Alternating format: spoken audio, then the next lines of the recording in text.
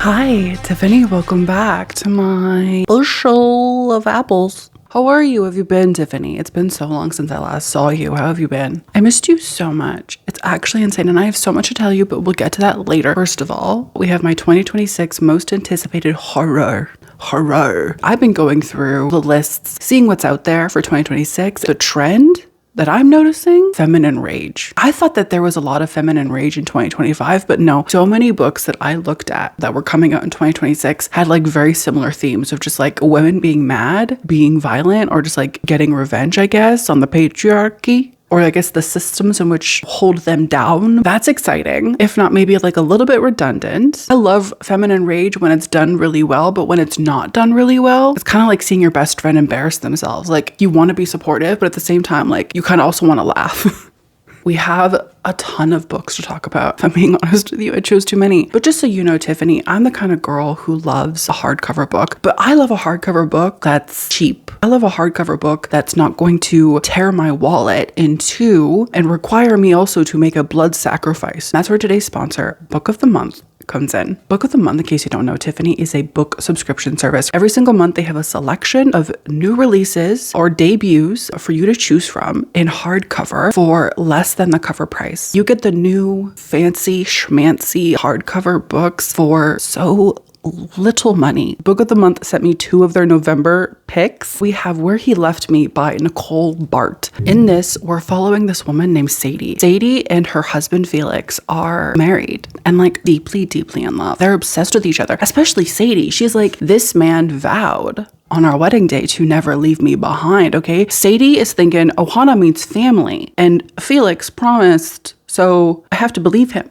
They're basically like alone at this cabin. Felix goes out and he's like, I gotta go do a thing for work or whatever. And she's like expecting him back that night, but Felix never comes back. Sadie is like, I'm sorry, this man made a vow to me and he's not coming back. Where the hell is he? And Sadie seemingly is deficient in terms of like living just as a human being because she panics. She's like, I don't know what to do. I can't be alone. I'm so scared or whatever. Plus also all of these like weird things keep happening. Like she sees people around the property of the cabin, like lurking around. As a powerful storm bears down, she must decide, is she fighting only for her own survival or for the man who promised her the stars? I love a good domestic thriller about a woman whose husband is probably like a horrible person. It's a book also that you get from Book of the Month for a lot less money than you could find literally anywhere else. Another book you could get from Book of the Month, Violet Thistlethwaite is Not a Villain Anymore. I chose this book mainly for the cover. Do you even blame me? Also, this is the back of it. Like, are you joking? This book starts with the death of this guy. He's like a really bad like villain type, and Violet is his like henchman. And so when he dies, she's kind of like, okay,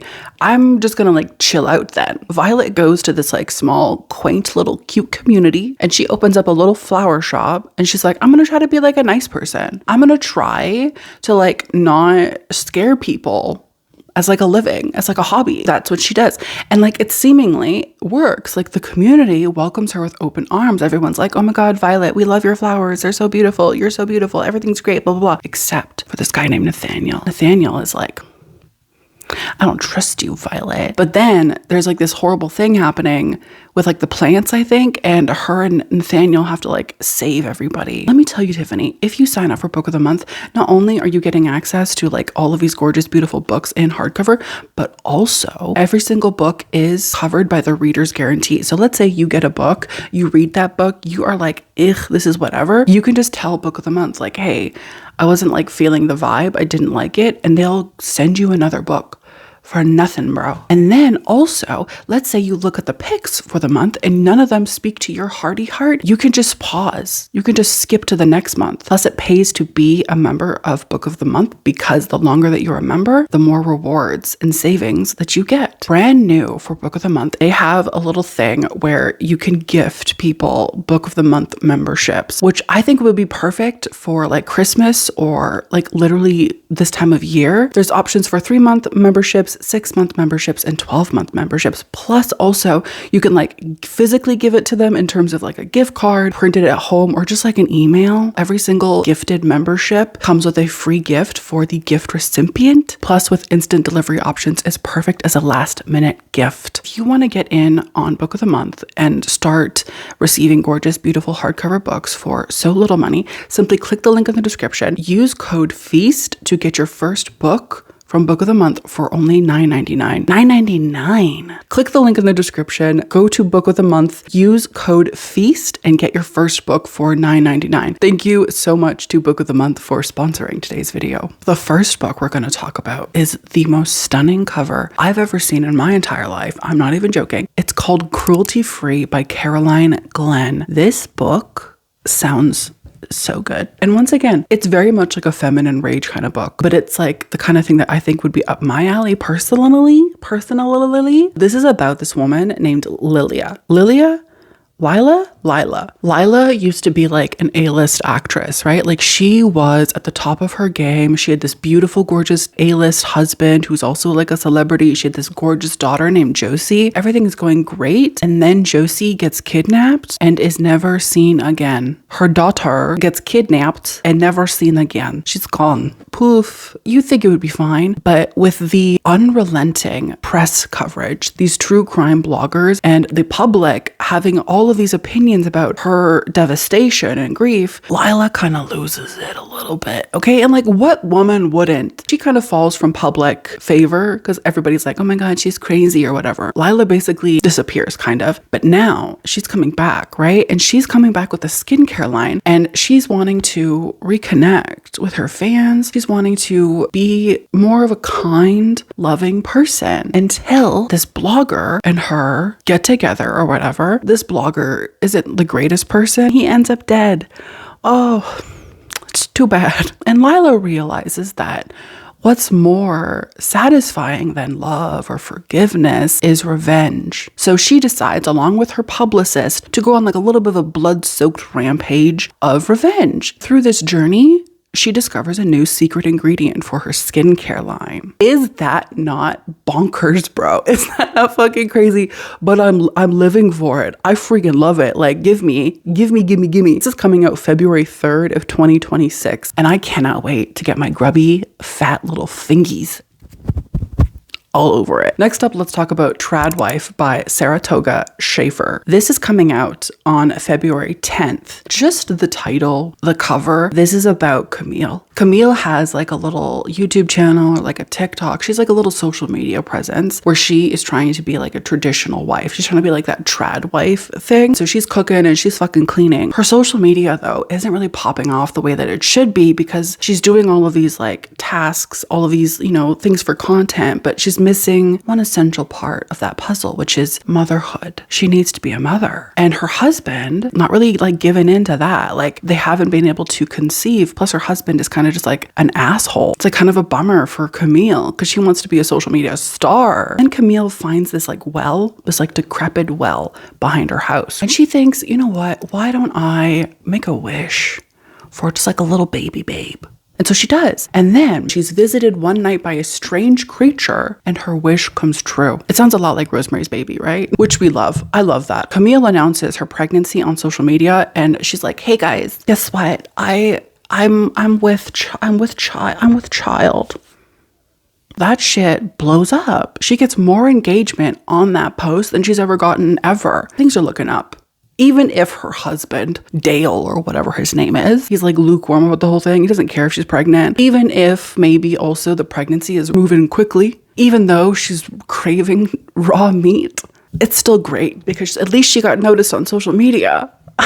Right? I cannot wait for this book. I just want to know if it's going to exceed my expectations because I don't know. There's like a little part of me that kind of thinks like, will this just be like every other book that's like it? You know what I mean? Because like there've been so many like Rosemary's Baby inspired-esque type of books. I really want something to be comparable to Rosemary's Baby. Do you know what I mean? I'm really hoping it does. It sounds really good. I also love the idea of looking into the psyche of like women who are social media influencers, but also tradwives. That's a fascinating intersection. Next, let's talk about Catriona Ward's new book, which is called Nowhere Burning. This sounds a lot like it's inspired by Charles Manson, maybe? Let me know if you know if it actually is. I think I've only ever read one of her books, and I think it was the Needless Street book. I do own several of her books though, but I think I've only ever read one. But anyway, this is about this girl named Riley. I'm actually not sure how old Riley is. I'm assuming that she's like a teenager, but one night she pulls her brother Oliver out of bed and she's like, we're getting the fuck out of here, my guy, we're fucking leaving. Her and Oliver, they dip. Out of what? I'm not sure. It doesn't say. I'm assuming maybe their home life is bad, or maybe they're in a foster home or something. I'm honestly not sure. But it's obviously bad enough for them to run away. Listen, Riley's not dumb. She knows that there's like a group of teenagers like squatting in this like ranch called Nowhere, because there's this actor named Leaf, which is a stupid name. I'm so sorry, that's dumb. Nowhere was a place for him to hide his fame and to hide his crimes until a fire ravaged his home and exposed him as a murderer. I honestly don't know if Leaf is still around. I think he actually might not be. Riley and Oliver get to this little commune. When Riley gets there, she's really hoping that she can find family amongst these kids. However, she left one hell to really just enter another one, because these kids are diabolical. That's literally what it says. It says in the synopsis that these kids are diabolical. What do you mean? What do you mean, bro? The use of the word diabolical is what gets me. For something dark lives in the burned shell of nowhere, something which asks a terrible price for sanctuary. So I feel like maybe it's also like a monster kind of horror book. I don't know what to expect. I'm excited though. Like the cover is stunning. The synopsis kind of gives Charles Manson vibes. What's not to love? Also, this comes out in February as well, on the 24th of the 26th. Or what? The next book caught my eye because the title was just like, it was sparkling. It was dazzling. So I read the synopsis and then I was like doubly in. I was like, okay, take my fucking money. This is called You Should Have Been Nicer to My Mom by Vincent Tirado. This is about this guy named Poppy. He dies. He left a little will for his family. And so they'll get together with like a lawyer at his estate. He leaves one message for his family. And he's like, hey, just so you know also, one of you is and I quote, El Baka. I'm not sure what that is. I'm assuming it means demon. One of you is the El Baka, the demon I made a deal with. Get rid of them or you will be damned. Everybody is kind of like, listen, Grandpa was kind of fucking crazy. Grandpa was crazy. He probably didn't even know what he was saying. There's no way that there's like a demon among, like that's insane. Ziamora, the uncontested favorite of Poppy and therefore the least favorite of everybody else, she watches as everybody dismisses this as the joke of an old senile man and demands the lawyer obtain the previous will that Poppy wrote. The lawyer leaves. Everybody is sort of still at this house when a storm breaks out and everybody kind of gets trapped inside. As the night goes on, the entire family starts like arguing. The cousins, the aunts, the uncles, everybody up in each other's faces because the words, there being a demon among them, hangs over their heads. They can't stop thinking about it. They're confused, but also suspicious. If I was at a will reading and it said one of you is a demon that I made a deal with, you need to get rid of them, would I believe it, honestly? I don't know if I believe it, actually.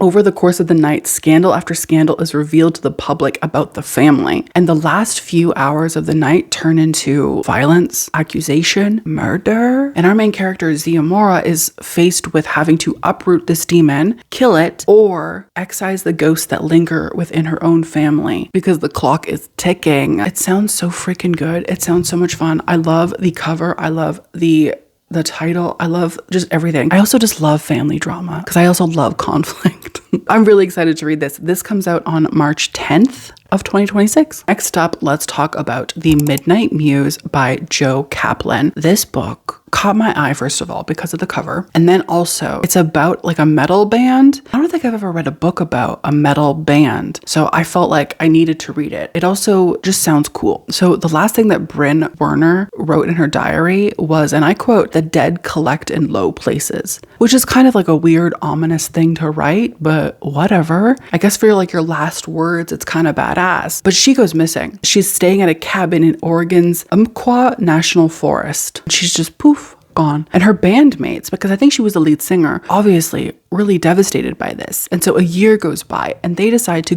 all go up to this forest, stay in a little cabin to celebrate their friend, to like remember her. But of course, things aren't that simple because the band can't help but like fight among themselves about who should be the next lead singer and who was responsible for Bryn going missing. Tensions boil over as they realize not all is as it seems at Trail Creek Cabin. There's a bunch of weirdo stuff going on in this little campsite at this little cabin. There's like ghostly figures and stuff being seen. There's like weird things being put into the guest book. There's a strange fungus growing from the wall of a tunnel in the cabin's basement. Ew. No, could never be me. And then they also hear Bryn's voice echo impossibly through the forest, and a pale form that emerges from the trees is her perfect likeness. Ew, ew, no.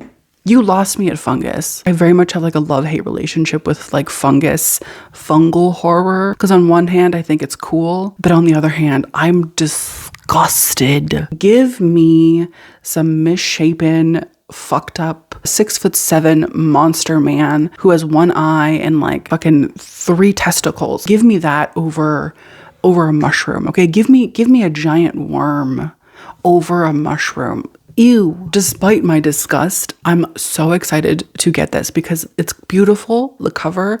I love the title.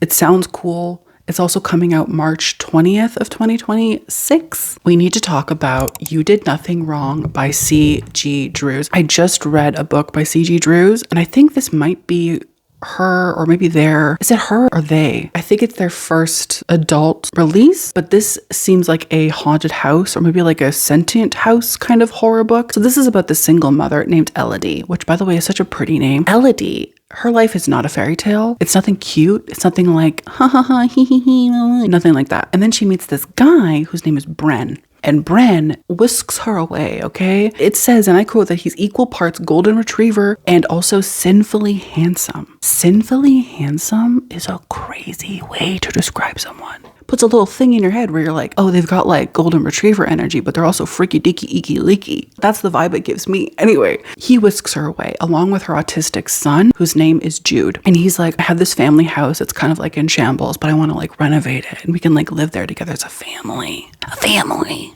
Like that's what he's saying, right? Elodie has this house. She has this husband. She has her son, plus a new baby on the way. Everything is perfect. The end. That's the story.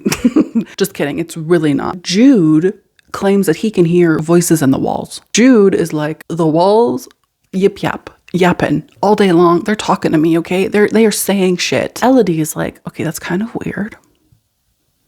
But probably nothing, right? But Jude also says that the renovations to the house are hurting the house. And Elodie can't ignore it. Something strange is going on. The question is it the house or is it her son? And then this one secret that Elodie has is revealed and no one is safe anymore. I don't know what that means. I'm trying to think like, okay, so your house is haunted or your son is haunted, but then also like you have a secret and like that's something that's like also happening. I don't know. I'm suspicious though. This is coming out the 17th of March, 2026. The next book we're going to talk about is called One of You by Aaron E. Adams. This book sounds so good because it has that thing where it's like person enters life and maybe they're mischievous kind of thing, which I tend to like. This is about the Beauclair family, which by the way is such a fancy name.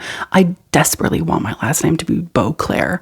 Like that's beautiful, bro. Can you imagine me? Hi, I'm Jordaline Beauclair. I can't even say it. Hi, I'm Jordaline Beauclair. Nice to meet you. Can you imagine? This is about the Beauclairs. They're normal. They seem normal. Perfect even, really. It's this family who immigrated from Haiti to New York City years ago. They live in a normal neighborhood. They go to church. They have little get-together, little dinner parties, you know. And there are 2 daughters, Judith and Beatrice. The mother Beauclair, dies. The girls are dealing with their grief, dealing with the funeral, the arrangements. They're getting all of these like warm wishes and thoughts and prayers and blah, blah, blah from neighbors and friends and family, etc. And then this woman named Labette shows up and she claims that she was a close friend with Miss Mama Beauclair. Beatrice is like, oh my God, mi casa su casa. Judith, on the other hand, is like suspicious. She never mentioned you. Wouldn't she have said something about you? If you guys were like really like, that's weird. Labette knows everything about them. Labette walks in and is like, I know about your sister, mother, cousin, grandma. And then also a series of unfortunate and unsettling events happen, right? There's a disfigured doll appearing in the attic, childhood photos of B vanishes, and a mysterious illness suddenly starts afflicting their father. Judith and B are forced to dive into a hidden world of mythos and question Labette's role in it. What they learn could threaten the bedrock of the entire Beauclair family and reveal a rot that goes deeper than the roots they made in this place. I just imagine that Labette is like the most charismatic person. I just imagine that Labette is one of those women who's just like got like a vibe where you know that she's secretly evil, but also you can't help but like her a little bit. Like that's the vibe it gives me. I'm really excited to read this. This is coming out also on April 1st of 2026. We have another mushroom horror. Trust me, okay? This is called Wife-Shaped Bodies by Laura Cranehill. This sounds absolutely bog freaking wild. What? That's not a thing people say, is it? Bog freaking wild. This is about Nicole. Nicole is forbidden from leaving her house. She only has her mother's lessons and what she can see from her window. That's the only thing that she's able to really draw her worldview from. And she's taught that the mushrooms, the fungus covering the women's bodies that she can see from her window are repulsive and dangerous. She conforms to a rigid set of rules to protect herself and those around her. And then Nicole is gonna get married. She gets like a little offer from like a guy. And so she's going to go get married. She's going to go from her family home where she's been confined to another home where she'll be confined. So fun. An empty mansion on the very outskirts of town belonging to the husband she's been promised to since birth, which is so creepy. It says, and I quote, as she haunts the edges of Silas's unknowable life, I'm assuming Silas is like her husband, and decaying home, maintaining control over her own transforming body becoming increasingly impossible. And that's when another wife shows up, because this wife is like a rebel wife, you know, she's like rebelling. And I think she puts a few ideas into Nicole's little brainy brain where she's like, this shit's fucked up.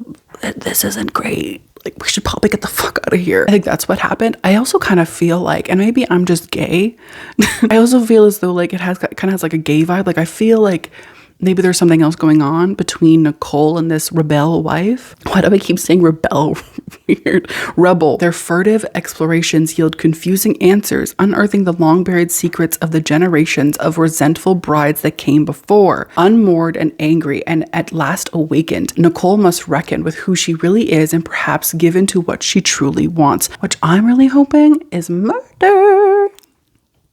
Murder. I hope she murders her husband. If it's relentless, raw, and visceral, I'm in. I want to see blood. Like I said before, we've got a lot of feminine rage. Like there's so much feminine rage horror coming out in 2026.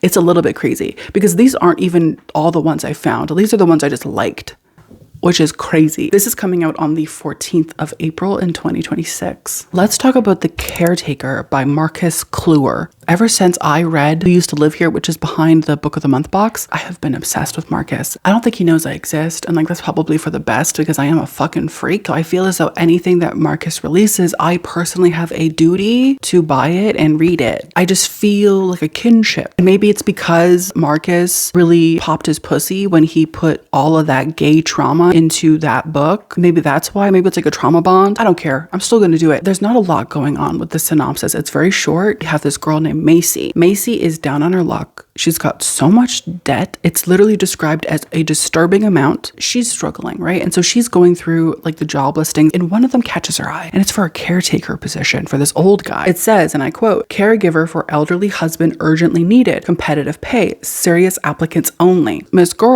Diva, Macy decides to apply and she gets hired and she takes the job. And it says that she quickly discovers that her responsibilities have stakes far greater and more dangerous than she ever could have imagined. I don't know what that means, Marcus. I'm so excited to read this. I cannot wait to get my little fingies, my little phalanges all over it. This is coming out the 21st of April in 2026. Up next, is once again another book that I'm so excited for because I'm obsessed with this author. I read her other book, fucking loved it. Like, it might be like one of my favorite horror books of all time. I'm talking about Mocha. This is by Monica Kim. In this, we're following a girl named Da Yi. She is so lucky, she feels, right? Because she caught the attention of this guy whose name is Hyuk Jun, and he is the heir to a multi-million-dollar fortune. And so Da Yi is like, hell yeah, bro.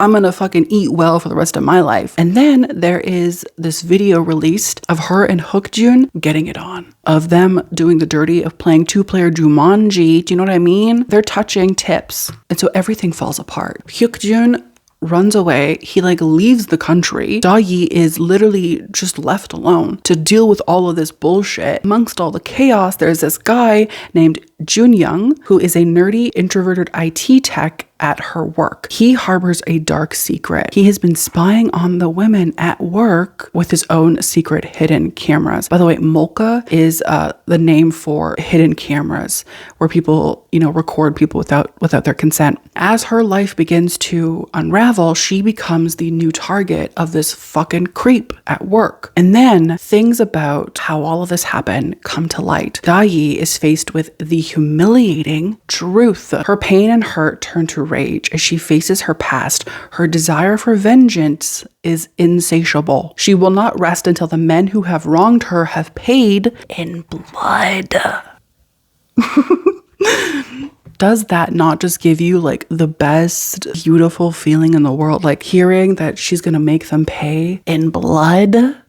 It just gives me the giggles. It just makes me so happy. I can't wait to read this. If Monica is ever gonna watch this video, please send me your book. Please. Because I also will buy it when it comes out. This is coming out in April on the 30th of 2026. We only have 2 books left to talk about, Tiffany. This has gone by so fast. Let's talk about Accumulation by Amy Potwatka. This is, again, another sort of feminine rage. This is about this woman named Tennessee. Her name is Tennessee, which I think is actually like a really cool name. But anyway, she used to be a documentary filmmaker, right? Back in the day. She was a big thing too. She was a hot shot, but now she's a stay-at-home mom. She just moved into like this new house with her family, and her husband is kind of like away most of the time because he has like this high profile fancy job. She stays at home taking care of the kids. And listen, Tennessee is lonely. She's bored. All she has around her are these freaking kids in this empty new house. But Tennessee also does not notice when strange things around the house begin to happen. A bunch of weirdo stuff starts happening and she is oblivious to it because she has so much going on. She's got kids to take care of. She's got a house to clean or whatever. The faucet runs at all hours. A creepy doll seems to show up in every single room, and a human tooth is found in the floorboards. I think I could find rationalizations for the faucet, for the doll, but finding a human tooth in your floorboards is a crazy thing to just be like, that just happens. That's insane. I would leave. I would find another place to live immediately. As the kids' outbursts and strange events begin to escalate, the family finds themselves increasingly caught in loops. I don't know what that means. I think maybe it's a thing where they're like repeating things again and again and again. It says that they have dangerous and devastating effects. Ten realizes she must find the source of what is haunting her family before it kills all of them. It sounds a little bit like a mind fuck in a way. I'm really excited for this because I'm also obsessed with the cover.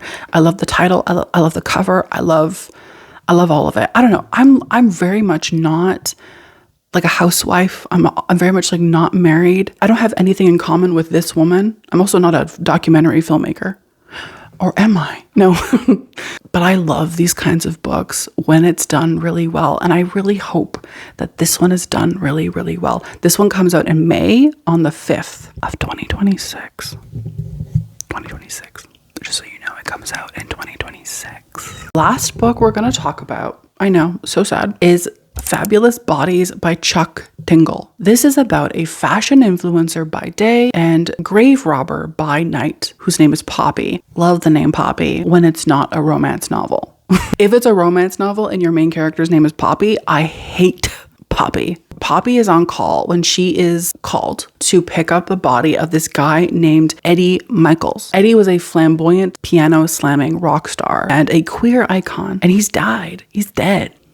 Eddie's gone. Poppy, our girl, she goes to pick up Eddie's little body to take it to the medical examiner's office. But the delivery goes wrong because Eddie wakes up. Eddie's alive. It says that Poppy must fight for her life in a blood-soaked night of carnage and fabulous entertainment all across Palm Springs. Tiffany. I don't know how I feel. Like, I'm on one hand, I'm really excited because I do like the premise. I love the premise. I love any premise where it's like dead person is alive again, you know? I just don't want it to be like Bury Your Gaze. That's my concern because I didn't really like Bury Your Gaze. And so I don't want like a repeat of that. I have this feeling that some of his books kind of follow a very similar vein in terms of like being about like Hollywood or famous people, or like, you know what I mean? Do you know what I mean? Is that just me? I don't know. I'm excited, but like a little bit hesitant. I also love the cover. The ocean in the glasses, beautiful, stunning, gorgeous. Anyway, Tiffany, my friends, my family. Thank you so much for being here today with me. It's been so much fun.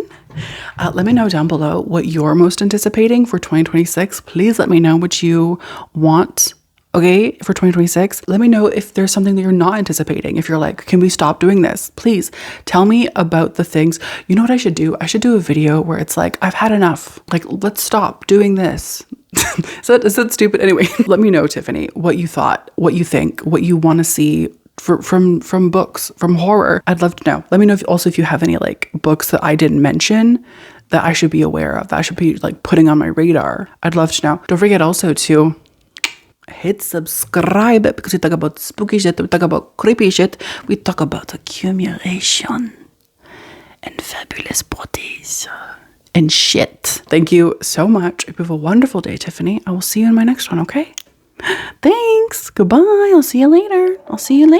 You're stunning, by the way. You're gorgeous. You're beautiful. I want to kiss your face. Bye. You got me so bad, you make it all slow down, not getting closer, you're killing me. You got